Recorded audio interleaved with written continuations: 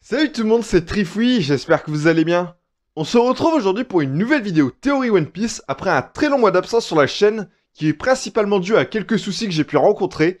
Mais aujourd'hui, je suis bien de retour sur la chaîne avec une toute nouvelle vidéo théorie One Piece sur Joy Boy et les armes antiques. Alors tout d'abord, dans cette vidéo, je vais vous parler de la potentielle identité de Joy Boy et des armes antiques. Ensuite, on va voir le lien très fort qui les unit. Et pour finir avec cette vidéo, on va voir la mission qu'ils doivent réaliser ensemble, alors c'est parti! Kaido!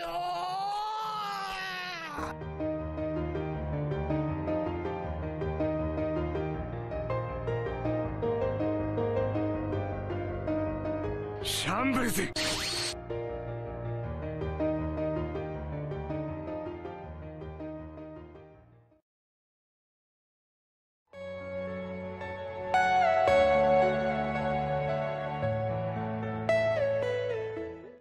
One Piece compte aujourd'hui encore de nombreux mystères, dont l'identité de Joy Boy et celle des armes antiques.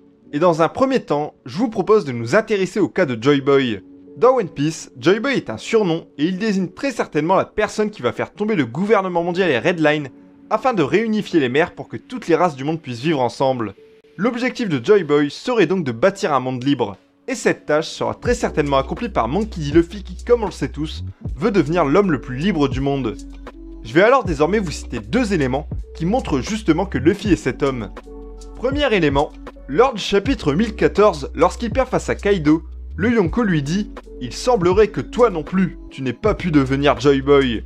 Cela signifie alors que Luffy a une chance de le devenir s'il parvient à vaincre Kaido.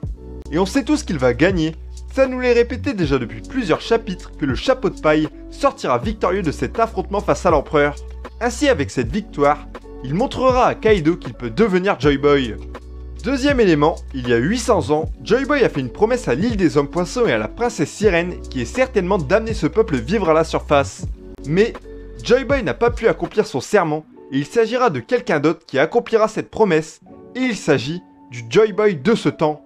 Luffy lors du chapitre 653 fait la promesse à Shirahoshi de l'amener à la surface. Mais pour moi une telle promesse venant de Luffy implique d'amener tous les hommes poissons à la surface. Ainsi avec ces deux éléments et d'autres que je n'ai pas cités, je pense donc que Luffy incarne Joy Boy et ce depuis tout petit.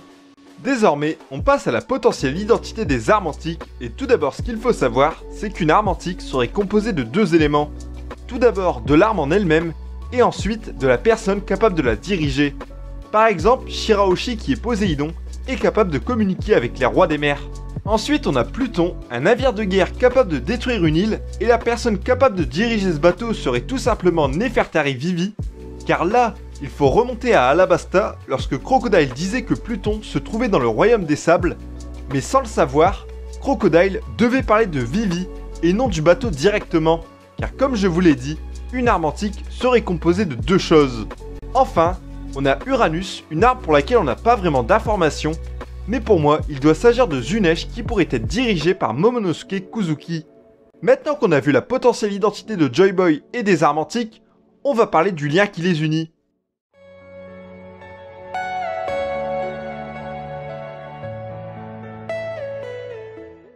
Joy Boy possède un pouvoir particulier que l'on nomme la voix de toute chose. Ce pouvoir lui permet d'entendre la voix et de ressentir les émotions de certaines choses que personne d'autre ne pourrait entendre. Luffy possède ce fameux don, puisque par exemple, il a été capable d'entendre la voix des rois des mers, ou encore celle de Zunesh que personne d'autre ne pouvait entendre. Sauf les utilisateurs des armes antiques. La seule différence avec ses élus, c'est que lui n'est pas capable de communiquer directement avec ses diverses armes. Par exemple, Shirahoshi qui est Poséidon, a pu parler avec les rois des mers et même leur donner des ordres. Ou encore Momonosuke qui serait Uranus, a été le seul capable de donner un ordre à Zunesh. Il existe alors un lien très fort entre Joy Boy et les armes antiques qui serait la voix de toute chose.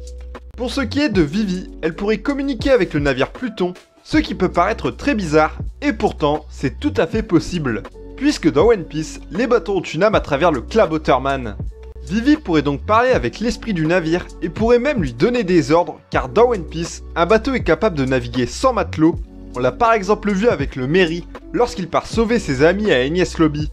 Pour finir avec ce lien, lors du chapitre 1015, Luffy sous l'eau parvient à communiquer avec Momonosuke via la pensée, et il doit s'agir là d'une autre faculté de la voix de toute chose, une aptitude qui permettrait à Joy-Boy et aux armes antiques de parler entre eux par télépathie, et aussi qui leur permettrait de connaître l'état de l'autre. Prenons l'exemple du fils d'Oden. Il a été capable de percevoir l'état physique de Luffy lorsque celui-ci affrontait Kaido sur le toit. On pourrait alors pourquoi pas plus tard voir dans One Piece Luffy communiquer de cette façon avec Vivi et Shirahoshi. Cependant, si ces 4 personnages possèdent un tel pouvoir, c'est parce qu'ils ont une mission à accomplir ensemble avec cette aptitude. Et c'est de quoi on va parler désormais.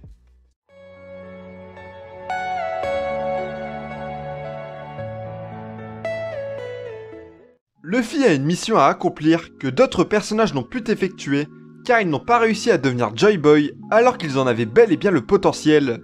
Reprenons les paroles de Kaido lors du chapitre 1014. Il disait à Luffy « Il semblerait que toi non plus, tu n'aies pas pu devenir Joy-Boy ». Cela signifie alors que Kaido connaissait quelqu'un qui aurait pu devenir cet homme, et ce serait tout simplement Goldie Roger. En effet, il a déjà rencontré le roi des pirates, et c'était lors de la bataille de God Valley, l'île sur laquelle Roxy Xebec et certains membres de son équipage ont eu des réponses sur des sujets tabous de One Piece, comme par exemple l'histoire de Joy-Boy. Ainsi, durant cette bataille face à Roger, Kaido a pu comprendre que c'était ce pirate qui incarnait cette légende du passé. Cependant, comme on le sait tous, Roger a échoué, car la mission de Joy-Boy est de bâtir un monde libre, et cela passe par la chute du gouvernement mondial qui est toujours présent aujourd'hui. Il avait alors le potentiel pour devenir cette légende, puisqu'il était capable d'entendre la voix de toute chose, et incapable de communiquer avec ses diverses armes. Alors même si Roger est parvenu à faire le tour du monde en atteignant Loftel, il n'a pas pu renverser le gouvernement mondial, car selon lui, il est arrivé trop tôt. En effet, il manquait une chose à Roger pour pouvoir accomplir son ambition, et cette chose, c'est les armes antiques. À cette époque, les personnes amenées à contrôler ces armes n'étaient pas encore nées ou pas encore prêtes. Par exemple, Shirahoshi naîtra quelques années après la mort de Roger. Luffy, lui, aura les moyens de détruire le gouvernement mondial, car justement, il aura les 3 armes antiques à ses côtés. Lors du chapitre 1014, Momonosuke, en lisant le journal de son père, comprend pourquoi il ne doit surtout pas mourir.